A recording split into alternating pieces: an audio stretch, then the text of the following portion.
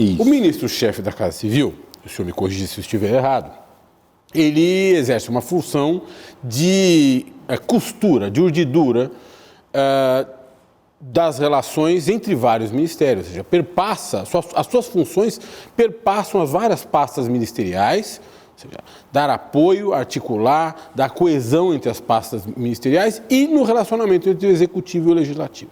E provavelmente o senhor sente, mais do que qualquer outro, conspirações, fofocas palacianas, esse ambiente que às vezes é sufocante, né?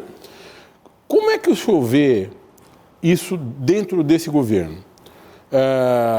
Certamente o senhor acompanhou outros governos do presidente Lula, o primeiro, o segundo governo.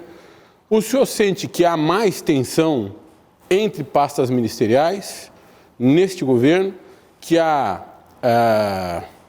talvez uma certa disputa entre ministros que é mais acentuada nesse governo e que dá ensejo a essas fofocas palacianas sobre as quais nós falamos, ou isso é uma coisa comum em qualquer governo, acontece de maneira mais ou menos homogênea em qualquer governo?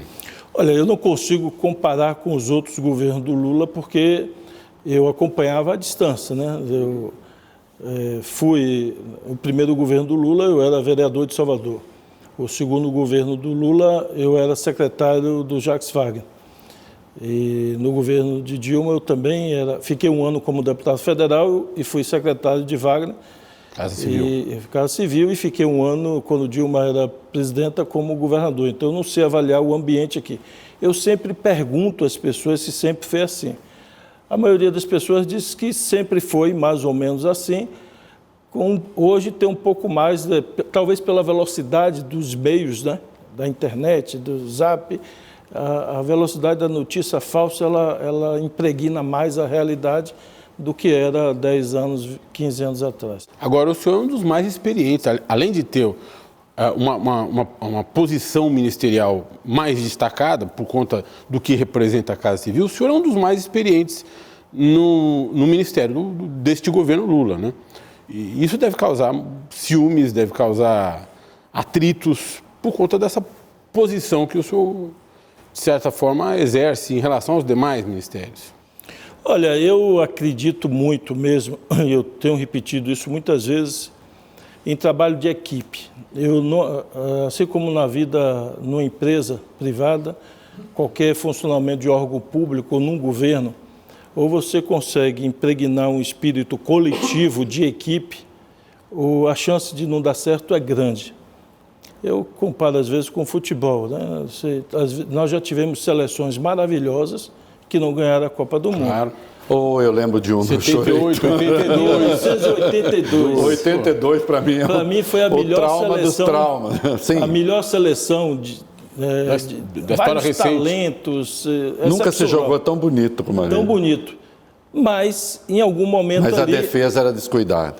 Mas em algum momento ali a vaidade pessoal, eu acho que pesou mais do que o ambiente coletivo e nós perdemos a Copa do Mundo. Agora a Argentina foi campeã com um time que não tinha esses talentos todos, mas era uma equipe com a força grande no coletivo, né? Uhum. Então eu acredito muito nisso. As empresas que conseguem mobilizar seus funcionários, seus colaboradores para um objetivo comum, para um aumento de produtividade e eficiência, ela alcança resultados mais rápidos.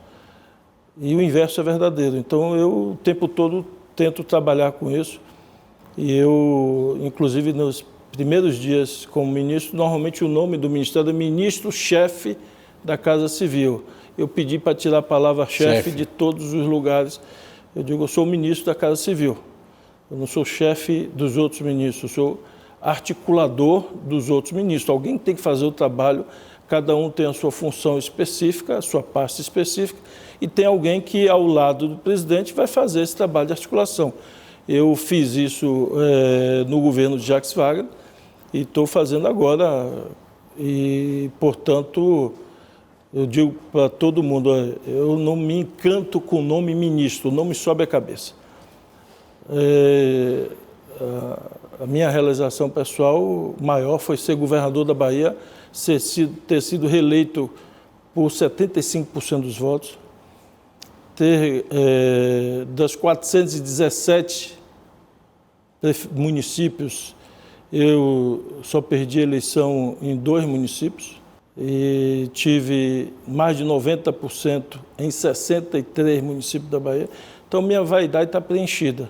Quando eu assumi, eu digo, o nome de ministro não me encanta. Eu prefiro ser chamado de assessor do presidente. É assim que eu me coloco. Eu sou assessor dele e cumpro as funções que um assessor precisa fazer, de fazer com que as ações de governo e a bola chegue o máximo redonda para ele fazer o gol. Nas interações humanas, a gente sempre tem preferências. Quem são os seus colegas de governo preferidos? Ele falou para não ter ciúme de mim. Agora quer me botar com ciúme com todos os ministros. Não, que o senhor gosta. A pergunta não é sobre o que o senhor não gosta. Vamos ser mais precisos. Faça uma hierarquia do primeiro ao último. E você terá plena facilidade a partir... E a partir de terça-feira, sua vida vai ser uma maravilha. A partir de terça-feira, 1h30 da tarde, quando terminar, nós vamos... Olha, deixa eu lhe dizer, eu nunca tive... Eu sempre fui muito sereno, nunca tive dificuldade de relação com ninguém. Acho que quando você tem uma função pública, você não pode ter dificuldade de relação com ninguém. Eu, lá atrás, com 19, 20 anos, 21 anos, quando eu estava no sindicato, e eu saí do sindicato, sempre tive relações muito boas com todos os diretores, gerentes de empresa, que eram as pessoas contra as quais a gente debatia, reivindicava, estava falando na porta de fábrica, mas eu sempre tive uma relação respeitosa com todo mundo. Porque eu tenho uma base familiar muito forte. E eu sempre enxerguei nas outras pessoas, quando eu olho para alguém, eu digo, ali é um pai de família, é uma mãe de família, aquela pessoa tem filho, tem esposa, claro, tem marido,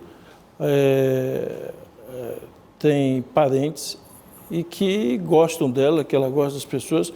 Então, por que eu vou ofender as pessoas? Se eu tiver de fazer uma crítica, uma cobrança, eu faço, mas eu não posso... Claro, subir o tom e mudar o padrão de relação. Com isso, eu sempre tive boa relação e tenho boa relação com todo mundo, não tenho dificuldade. Às vezes as pessoas eu tenho um tom mais direto de falar. Deixa eu entrar aí. Isso aqui é um podcast, a gente não tem relação, é uma conversa meio de boteco e tal. O ministro só quis beber água, eu também estou bebendo água. Claro. Tem água no seu Vamos lá, o senhor disse, eu tenho um tom direto. A gente já se falou algumas vezes, a conversa sempre é muito cordial, eu perguntando coisas, e de fato o senhor é muito objetivo, né? É mais objetivo do que a média. Ministro, aconteceu outra coisa? Não aconteceu, isso não faz o menor sentido, não tem muitas considerações, muito não sei o quê. Então, aí tem aquelas coisas. Rui fez uma reunião e estabeleceu um tempo para cada ministro falar, e cada ministro tinha tantos minutos para falar e acabou. Rui deixou Haddad esperando não sei quanto tempo na sala de espera e não sei o que lá. Rui é considerado mal-humorado porque Rui... Isso tudo, assim, eu acho que tem muito de ambição pelo seu cargo, inclusive, né? Apenas que às vezes eu registro certas climações, não vou falar quem, que não são só externas. Tem muita interna também. Não tenho dúvida disso. Tem muita interna. Depois eu conto para o senhor. Tem muita interna também. Agora, por outro lado, eu quero que o senhor fale desse estilo. O senhor tem um estilo mais folha seca.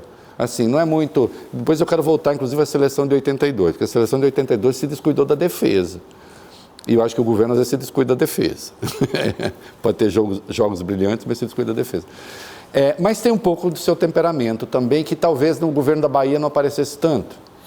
Porque a articulação tem um escopo menor, né? Ou não? Não, acho que não. Ele poderia responder assim, não. De novo, tem muito, para ser bem honesto, muito folclore nisso. Sei. Não tem isso de... Primeiro que toda vez... Alguém vai fazer uma reunião em qualquer lugar com muitas pessoas ou com várias pessoas, se você não tiver para cada pessoa, isso sempre foi assim, em direção do sindicato com a direção colegiada, você vai coletar opiniões sobre qual o tempo que cada um tem. Cada um tem 5 minutos para expor sua opinião. Você vai num seminário, empresarial, congresso, você tem lá, você tem 10 minutos, 15 minutos para expor No sua tempo da palestra. Assembleia de USP, que é da Libilu, tinha tempo para falar. Oi. No Congresso Nacional, cada deputado ou senador tem lá o tempo. Se for pequeno expediente, grande expediente, você tem um tempo definido. Fica 5 dias. Então, aí isso sai como o senhor, de forma autoritária, definir isso. Ó, e em reunião interna nunca fixou prazo. Mas é evidente que todo mundo tem agenda e a gente precisa resolver. Avançar, né? Avançar. Se não tem acúmulo para resolver naquela reunião, amadurecemos um pouco, mas não está maduro para tomar a decisão final, vamos voltar na próxima semana, Claro. vamos encerrar e a gente volta semana que vem. Não adianta ficar mais 2 horas comprometendo o funcionamento do governo inteiro com um debate que a gente está vendo que está circular e não está conseguindo resolver.